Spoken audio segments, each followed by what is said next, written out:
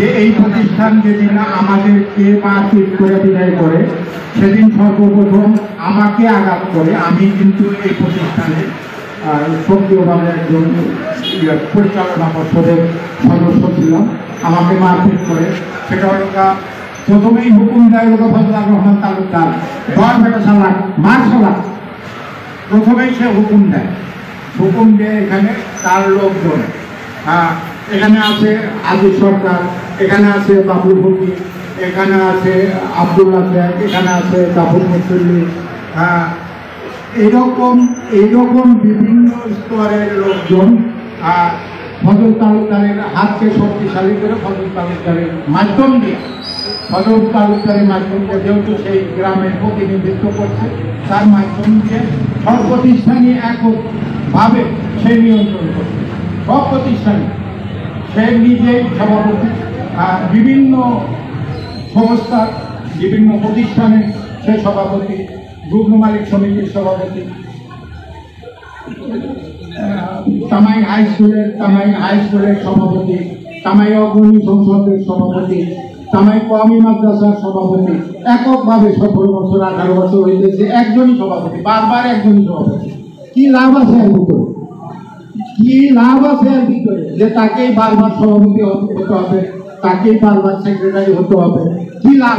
লাভের জন্যই বারবার আজিজ সরকার, তারই ভাই আব্দুল মোন্নাফ সরকার, এই ধরনের লোকজন, তার যারা আপন, এরা শক্তি অর্জন করে, মানে আওয়ামী লীগ ক্ষমতা, আমিও আওয়ামী লীগ করি, আওয়ামী লীগের একটা প্রভাব খাটিয়ে তারা এই সমস্ত প্রতিষ্ঠানের নাম ভাঙে বিভিন্ন সময় বিভিন্ন জায়গা থেকে সরকারি অর্থ বা বেসরকারিভাবে অর্থ নিয়ে এসে তারা আত্মসাৎ করছে। এটা আপনাদের কার্য। আচ্ছা, এলাকাবাসীর পক্ষ থেকে ইনাদের শাস্তির দাবিতে কোনো মামলা বা কোনো অভিযোগ দিবেন কিনা?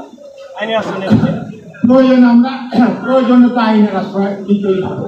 আইনের আশ্রয় যদি দেওয়া প্রয়োজন হয় নেবে গ্রামবাসী আইনের আশ্রয় নেবে। সেটা তো মানে আমরা আইন হাতে তুলে দিতে যাচ্ছি না, আমরা আইন হাতে তুলে নেব না, সেটা আইনের মাধ্যম দিয়ে আমরা আগায় যাব ইনশাআল্লাহ। ইতিহাস কথা বলি, আজকে এই প্রতিষ্ঠানের জন্য 17 বছর আগে তামাই গ্রামে একটা গ্যাঞ্জামে তারা গ্রামের দখল নিয়েছিল। আজকে তাদের যারা দখল নিয়েছিল, তামাই গ্রামের সব প্রতিষ্ঠান দখল নিয়েছিল, আজকে তাদের বিরুদ্ধে আজকে সাংবাদিক সম্মেলন করা হয়েছে দুর্নীতি, লুটপাট এবং ষড়যন্ত্র। এটা আসলে নির্মম, মানে ইতিহাসে নির্মম। আপনারা এই অবস্থায় করার জন্য গত 17 বছর আগে আমরা যুবক সমাজ মিলে তামাই গ্রামের প্রতিটা পাড়ায় পাড়ায় আমরা মডেল কমিটি গঠন করেছিলাম, যেন গ্রামটা সুস্থভাবে পরিচালিত হয়। আমরা তাদের সাথে যোগাযোগ করে এই প্রতিষ্ঠানগুলো বন্ধ করেছি এবং কোনো প্রতিষ্ঠানে সেই হিসাব দেওয়া ওই বিগত আমি তামাই হাই স্কুলের সভাপতি থাকাকালীন তার কাছে ফেলে দিয়েছি আসি না।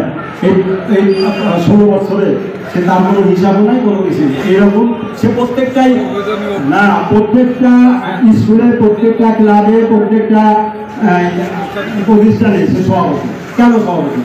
তার এত আর সে শৈল শাসন চালায় এই প্রতিষ্ঠানগুলো সে ইয়া করছে। অনেক বক্তাই তার নাম বলতে চায় না। আসলে তো ধরতে হবে, কাজে ধরতে হবে। তার সাথে যারা ছিল তাদের সাথে মিলে নিয়ে এই সব প্রতিষ্ঠান এককভাবে সে আপনি কন এই মাদ্রাসাগণ, স্কুলগণ, ক্লাবগণ, সমস্ত কিছু পাবলিক সমিতিগণ, সে সবই যায়। সুতরাং আমরা চাই আপনাদের মাধ্যমে স্বাস্থ্য এবং পরিপূর্ণ হিসাব তারা সে প্রত্যেকটা হিসাবে, এবং সবাইকে আপনারা আসছিলেন সাংবাদিক ভাইরা আমাদের বিভিন্ন প্রতিষ্ঠানে যে অনিয়ম দুর্নীতি, এই দুর্নীতির সাথে আসলে মূলত কোন কোন প্রতিষ্ঠানের সভাপতি জড়িত এবং এদের একটু যদি নামগুলো বলতেন। এটা তো আমি ব্যক্তিগত জীবনে তো সবাইকেই ভালো মনে করি, কেউ খারাপ না। তারপরেও আমার যেটা লক্ষ্য হয় সেটা হলো একই প্রতিষ্ঠানে একজন বারবার থাকার উদ্দেশ্য থাকে। একই প্রতিষ্ঠানে একজন বারবার থাকার উদ্দেশ্য কি? এখন এই প্রতিষ্ঠানে বারবার কি আসিল কারা ছিল এটা আপনারা একটু ডিবেট করেন, তারপরে এই দায়িত্বটা তো আমাদের। লাস্ট সময়ে যদি একটু নামগুলো বলতেন। না, আমি নাম এটা তো বলবো না, আমি আপনাদের ছুটি সমাজ আপনাদের সাথে লিখিত এবং আপনাদের সমস্ত যোগ্যতা আছে, মানে একটু খুঁজে পাই।